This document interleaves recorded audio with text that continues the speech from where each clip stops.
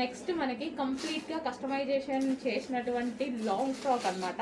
So ఇది దుపట్టా. దుపట్టా అయితే full long ఉంది, మల్టీ కలర్ కాంబినేషన్లో ఉంది కదా, 2 డిఫరెంట్ అనమాట దుపట్టా వచ్చేసి. సో ఫ్రాక్ అయితే మనకి కలీ స్టైల్ స్టిచ్చింగ్ ఉంది.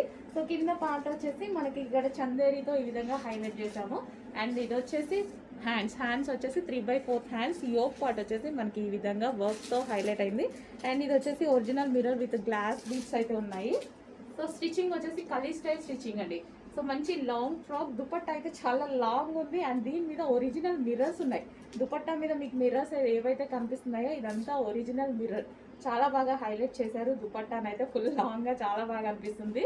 So long frock with dupatta. So legging ఏదో ఒకటి వేసేసుకుంటే మనకి కంప్లీట్గా ఒక సెట్ అయిపోతుంది అనమాట. సో లైక్ మనకి పార్టీ వేర్ లాంగ్ ఫ్రాక్ అయిపోతుంది. ఇంత రీజనబుల్లో పార్టీ వేర్ లాంగ్ ఫ్రాక్ అవుతుంది చూడండి.